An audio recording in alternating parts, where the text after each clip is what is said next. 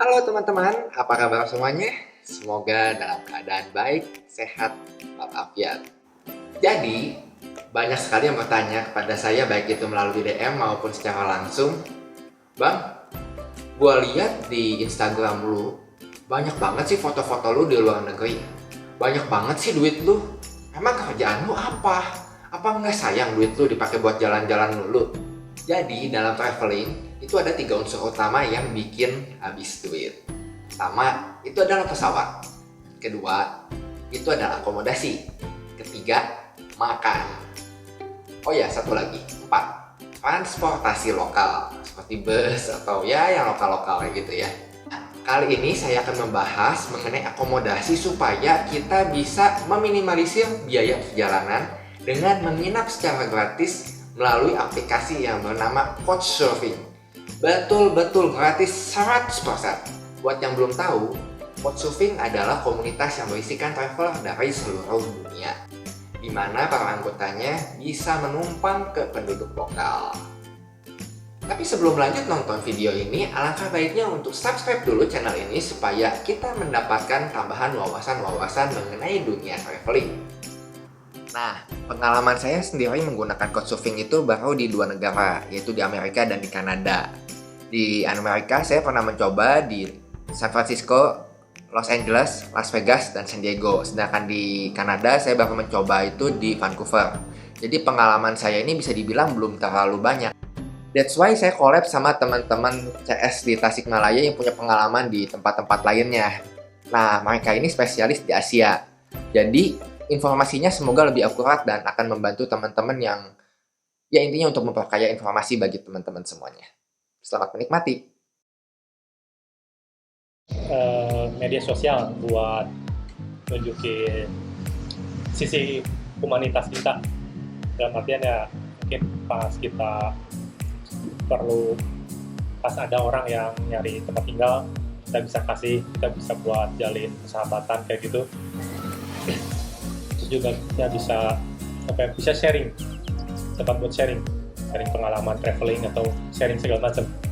Jadi kalau menurut gue itu Couchsurfing itu lebih ke fasilitas ya, karena kalau misalnya kita nyebutnya itu Couchsurfing sebagai suatu platform yang benar-benar fix buat jalan-jalan, kayaknya lebih afdol lagi kalau misalnya kita sebut bahwa Couchsurfing itu kayak tempat atau fasilitas atau komunitas yang bisa memberikan suatu pelayanan atau tempat buat kita menginap atau sekedar crashing lah ya bisa disebutnya.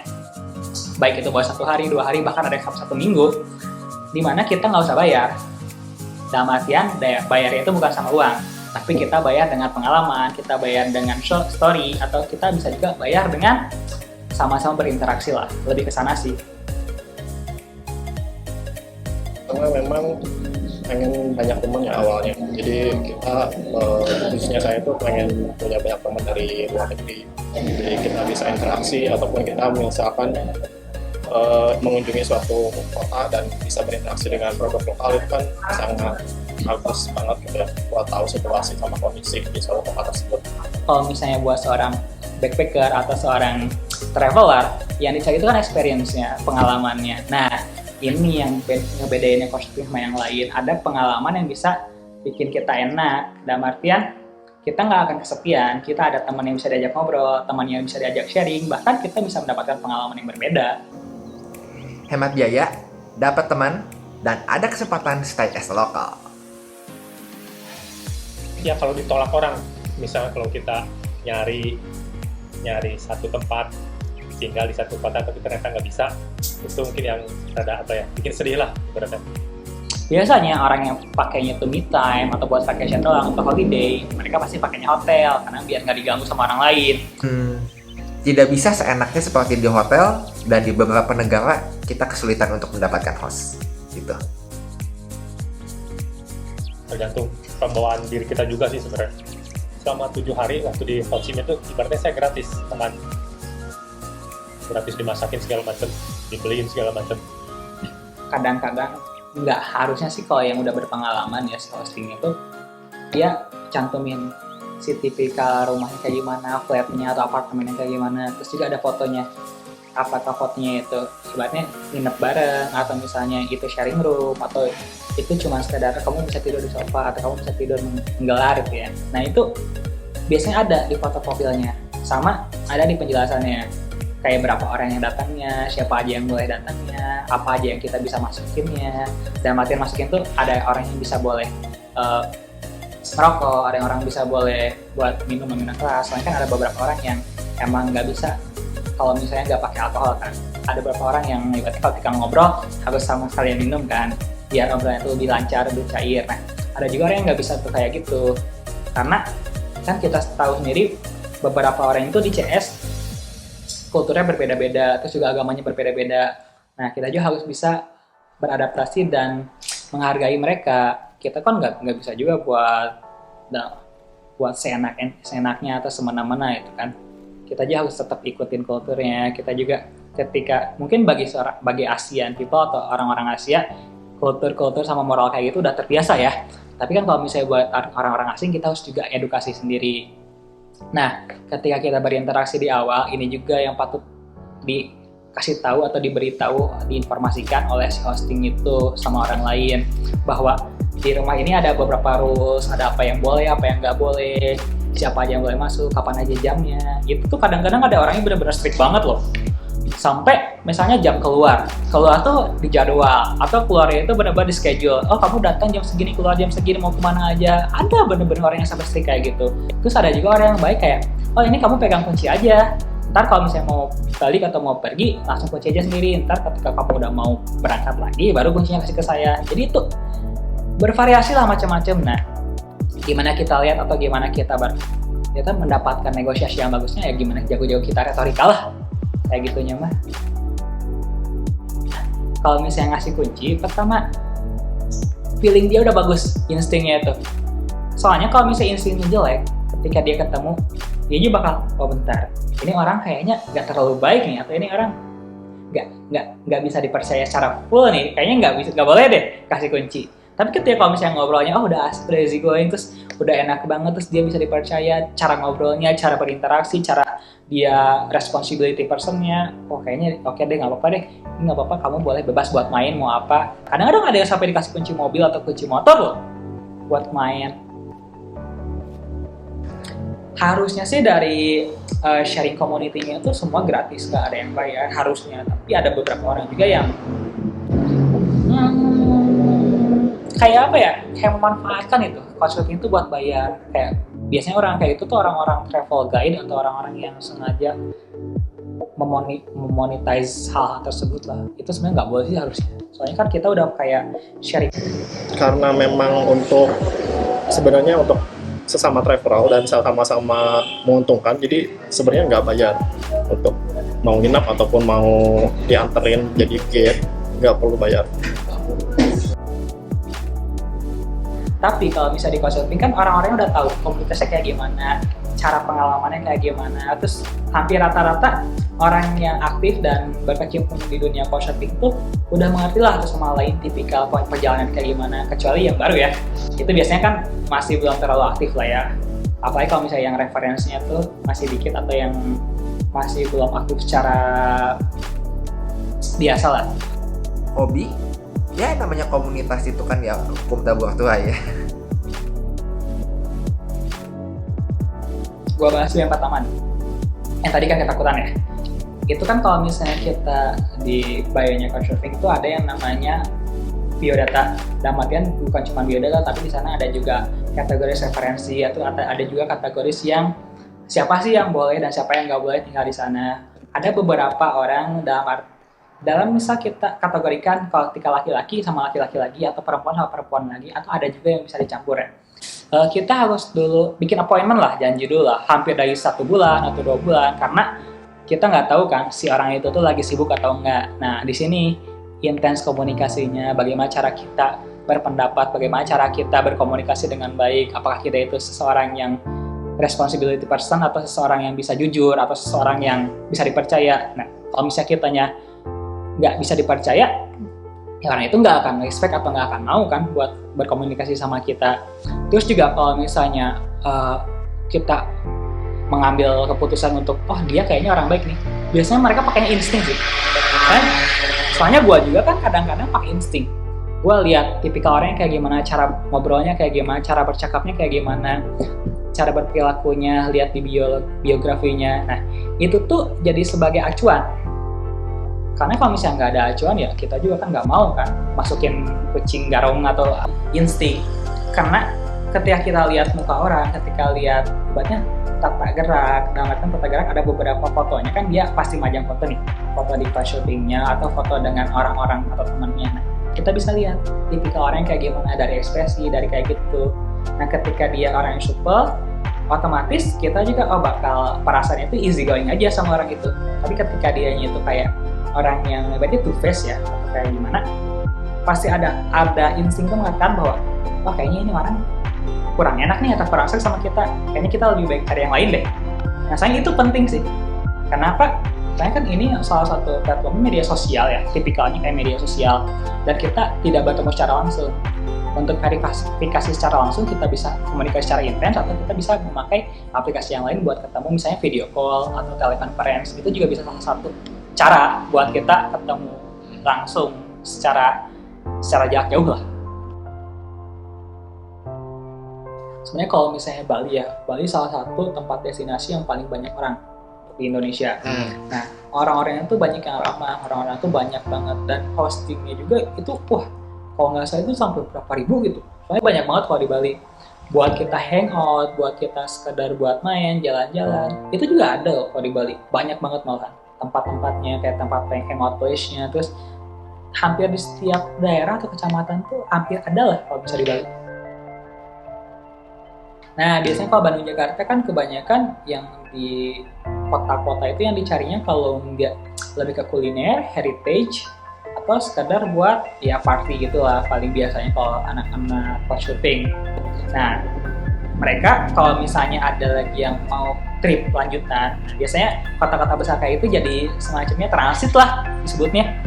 Mereka transit, cari lagi orang-orang yang mau main bareng, habis itu mereka berangkat lagi ke tempat lain dengan orang-orang yang kebanyakan itu dari tempat itu biasanya. Ini tergantung teman-teman. Kalau di beberapa tempat atau negara yang maju atau yang sibuk seperti Singapura, Jepang, Amerika, Eropa, itu agak susah. Apalagi kalau reference kita masih sedikit. Tetapi kalau untuk Asia biasanya gampang. Tapi depend juga kita di kota mana. Kalau banyak komunitasnya bisa. Sebenarnya banyak kok orang yang cuma datang buat transit atau nyimpan barang doang. Tapi cara ngobrolnya yang benar. Kayak misalnya kan ada beberapa orang yang nggak suka ya, misalnya ada nggak sukanya tuh kamu harus nginep nih, atau ibaratnya kamu harus tinggal di sini. Kalau misalnya nggak nginep di sini, berarti kamu nggak boleh. Ada juga orang yang kayak gitu. Jadi ketika kita kalau misalnya emang cuma transit doang, cari orang-orang yang bisa cuma sekedar buat transit doang. Biasanya ada deh. Dan orang-orang yang sibuk atau orang-orang yang ada di waktu tertentu mungkin bisa menerima sekedar buat transit doang.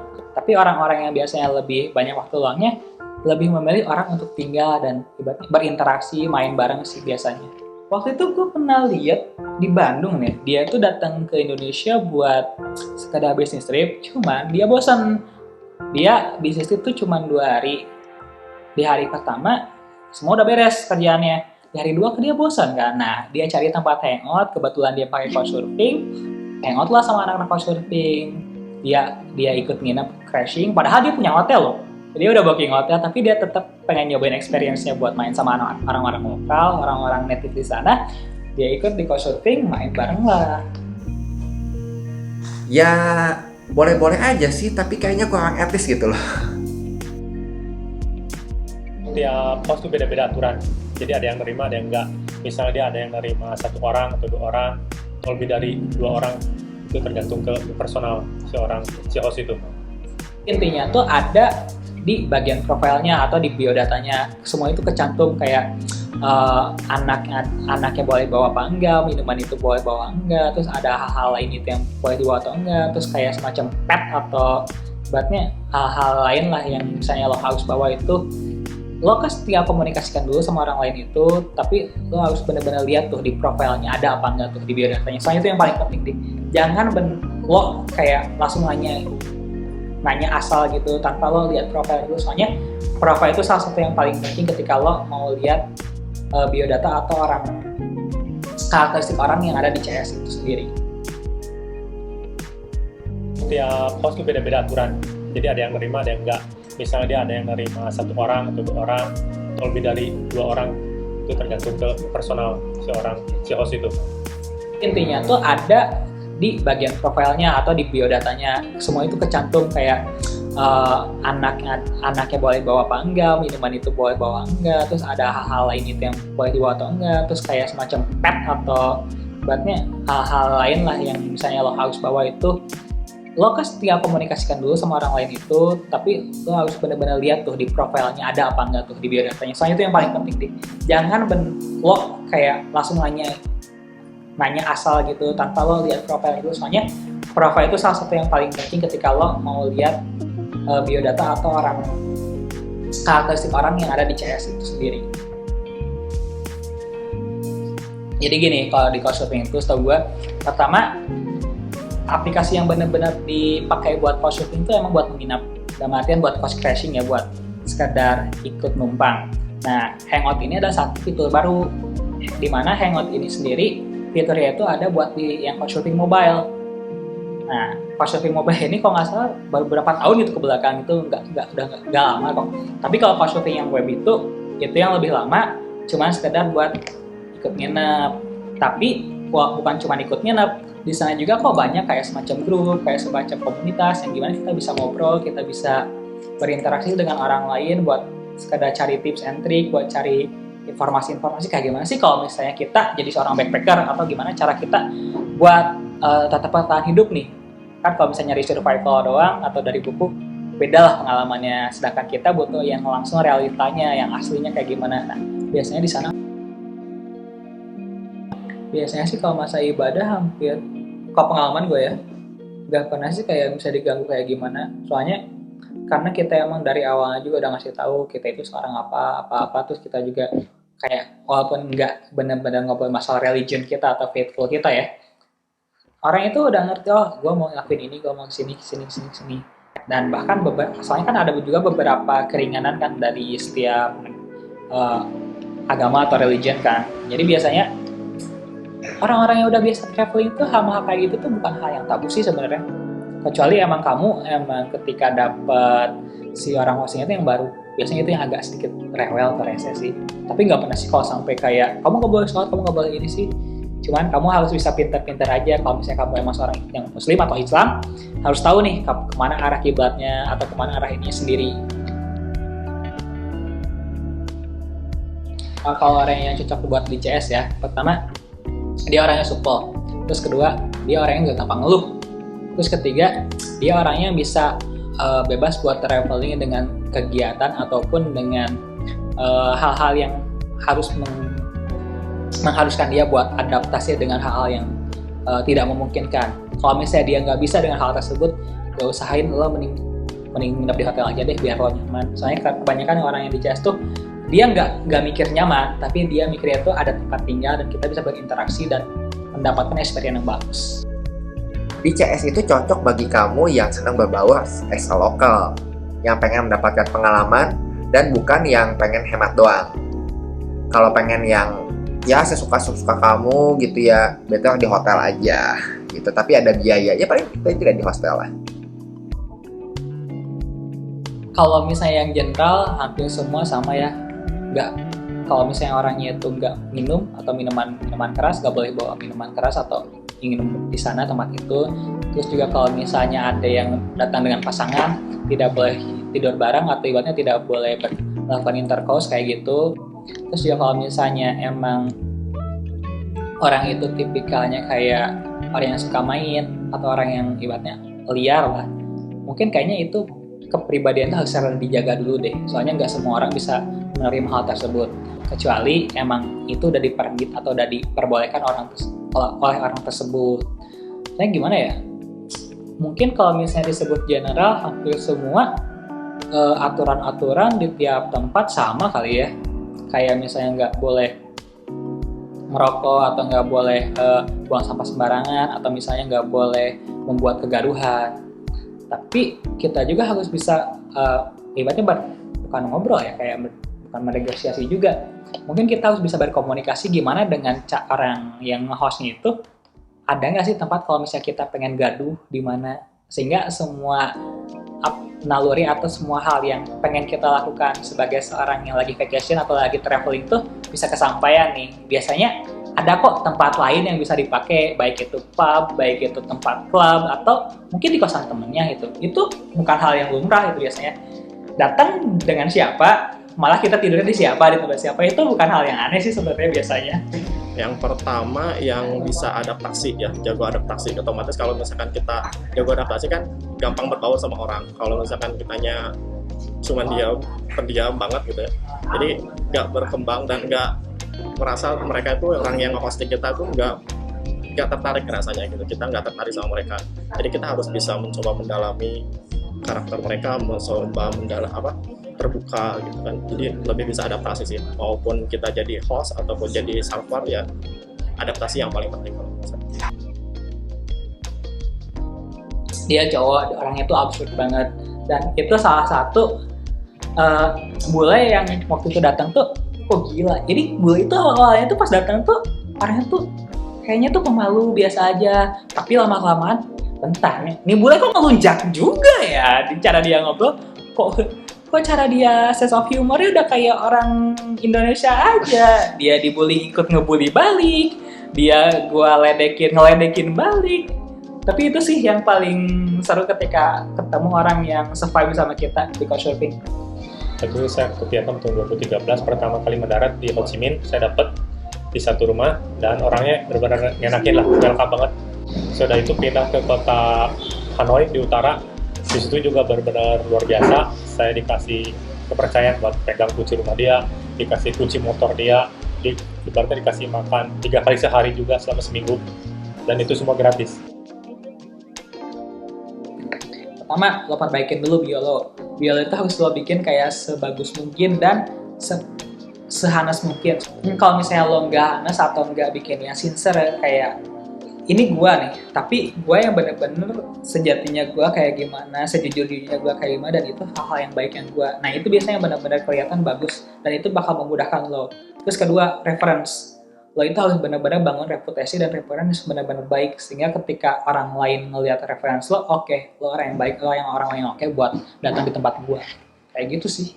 Biasanya harus chatting, harus cerewet. Kita tunjukin diri kita siapa, hobi kita apa, tujuan kita apa, seperti itu. Jadi mungkin buat gambaran ke si host kita itu seperti apa karakternya.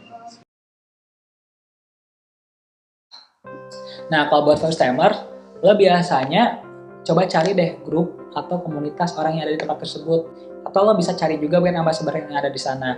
Lo coba yakinin brand ambassador kayak gimana pun caranya, bisa lewat teleconference, bisa lewat cara lo berbicara voice call atau apapun itu, biar si brand ambassador itu bisa percaya sama lo dan bisa memberikan referensi bahwa lo itu aman kok buat bisa tinggal di tempat tersebut. Pertama, saya harus baca dulu si profil orang itu. Biasanya tiap orang punya profil yang harus dibaca dan ada kata sandi yang harus saya masukkan ke message ya.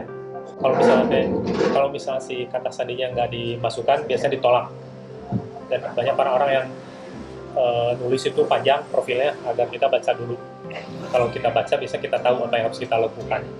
Dengan mendapatkan password dan menulis password itu di message-nya, itu sebenarnya udah dapat 1 poin. Berarti kita tuh sebenarnya detail gitu.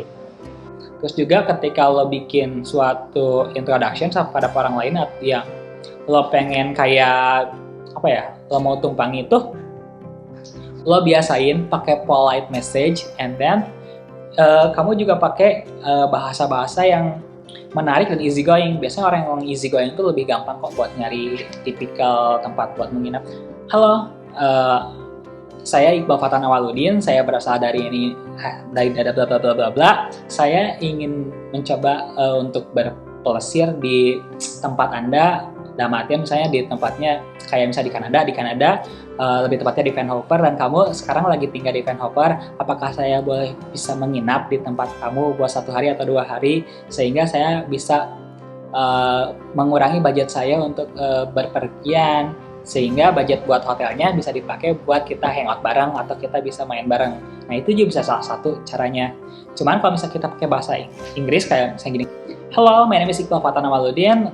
I am a traveler from Indonesia and I want to have a good memorable things and then maybe become friends with you. And then after that, we can hang out together. But I want to stay in your place for 1 or 2 nights because I need to reduce the loss for my own funds to get the vacation, so I will be able to hang out much more with other friends and then we can have something memorable with our experience.